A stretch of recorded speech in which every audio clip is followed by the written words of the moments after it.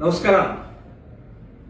ನಿನ್ನೆ 19ನೇ ತಾರೀಕು ಇಡೀ ದೇಶದಲ್ಲಿ ಛತ್ರಪತಿ ಶಿವಾಜಿ ಮಹಾರಾಜರ ಜಯಂತಿಯ ಆಚರಣೆ ಅತ್ಯಂತ ವಿಜೃಂಭಣೆಯಿಂದ ನಡೆದಿದೆ. ಇದೊಂದು ಹಿಂದೂ ಸಮಾಜಕ್ಕೆ ಪ್ರೇರಕವಾದಂತಹ ಒಂದು ಜಯಂತಿ. ಹಿಂದೂಗಳು ಉಳಿದಿದ್ರೆ, ಹಿಂದೂಸ್ತಾನ ಉಳಿದಿದ್ರೆ ಛತ್ರಪತಿ ಶಿವಾಜಿ ಮಹಾರಾಜರಿಂದ. ಅಂಥ ವೀರ ಧೀರ ಕ್ಷಾತ್ರತ್ವವನ್ನು ಮೂಡಿಸಿದಂತಹ ಛತ್ರಪತಿ ಶಿವಾಜಿಯ ಮೆರವಣಿಗೆ ಮೇಲೆ ಬಾಗಲಕೋಟೆ ನಗರದಲ್ಲಿ ಒಂದು ಮಸೀದಿ ಎದುರುಗಡೆಗೆ ಬಂದ ತಕ್ಷಣ ಕಲ್ಲು ಚಪ್ಪಲಿಯನ್ನು ಎಸೆತಾರೆ ಅಂತಂದ್ರೆ ಇದೊಂದು ಅತ್ಯಂತ ಹೀನವಾದಂತಹ ಕೃತ್ಯ. ಈ ದೇಶದ್ರೋಹಿ ಕೃತ್ಯ ಇದು, ಹಿಂದೂ ದ್ರೋಹಿ ಕೃತ್ಯ ಇದು. ಛತ್ರಪತಿ ಶಿವಾಜಿಯ ಮೆರವಣಿಗೆ ಮೇಲೆ ಕಲ್ಲು ಎಸೆದಿದ್ದಲ್ಲ ಇದು.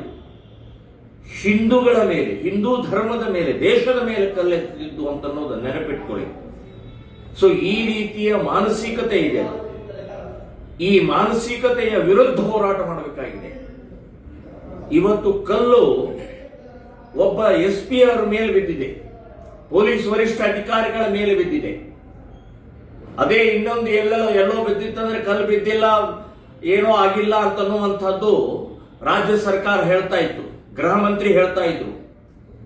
ಇದೆಲ್ಲದಕ್ಕೂ ಕರ್ನಾಟಕದ ಕಾಂಗ್ರೆಸ್ ಸರ್ಕಾರವೇ ಹೊಣೆ. ಇದಕ್ಕೆ ಅವರಿಗೆ ಜಿಹಾದಿಗಳಿಗೆ ಕೊಡ್ತಾ ಇರುವಂತ ಕುಮ್ಮಕ್ಕೆ ಕಾರಣ ಅಂತನ್ನುವಂಥದ್ದು ಹೇಳ್ತೇವೆ. ಛತ್ರಪತಿ ಶಿವಾಜಿ ಮಹಾರಾಜರ ಮೇಲೆ ಮೆರವಣಿಗೆ ಮೇಲೆ ಕಲ್ಲು ಎಸೆಯುವುದು ಅಂತಂದ್ರೆ ಎಂಥ ನೀಚರು, ಎಂಥ ದ್ರೋಹಿಗಳು. ಇವರನ್ನ, ಈ ಮಾನಸಿಕತೆಯನ್ನ ಮಟ್ಟ ಹಾಕುವವರಿಗೆ ಹಿಂದೂ ಸಮಾಜ ಬಹಳ ದೊಡ್ಡ ಪ್ರಮಾಣದಲ್ಲಿ ಜಾಗೃತಿಯಾಗಿ, ಒಟ್ಟಾಗಿ, ಒಂದಾಗಿ ಉತ್ತರ ಕೊಡಬೇಕಾಗಿದೆ. ಈ ಕೈಗಳಿಗೆ, ಕಲ್ಲು ಎಸೆಯುವಂತ ಕೈಗಳಿಗೆ ಬಲ ಕೊಟ್ಟಿದ್ದೇ ಹಿಂದೂ ಸಮಾಜ. ಅವರನ್ನ ಬಹಿಷ್ಕಾರ ಮಾಡುವಂತಹ ಪ್ರಕ್ರಿಯೆ ಮಾಡದೇ ಇರುವಂತಹ ಹಿಂದೂ ಸಮಾಜವೂ ಕೂಡ ಯೋಚನೆ ಮಾಡಬೇಕಾಗಿದೆ. ಛತ್ರಪತಿ ಶಿವಾಜಿಗೆ ಅವಮಾನ ಅಂತಂದ್ರೆ ಹಿಂದೂ ಸಮಾಜಕ್ಕೆ ಅವಮಾನ, ದೇಶಕ್ಕೆ ಅವಮಾನ. ಇದನ್ನ ಇಡೀ ಹಿಂದೂ ಸಮಾಜ ಖಂಡಿಸಲೇಬೇಕು, ವಿರೋಧಿಸಲೇಬೇಕು. ಯಾವ ಜಿಹಾದಿ ಮಾನಸಿಕತೆಯ ಕಲ್ಲೆಸುವಂತಹ ಮಾನಸಿಕತೆಯವರಿಗೆ ಬಹಿಷ್ಕಾರ ಹಾಕಬೇಕು ಅಂತನ್ನುವಂಥದ್ದು ನಾನು ಹೇಳ್ತಾ ಇದ್ದೀನಿ.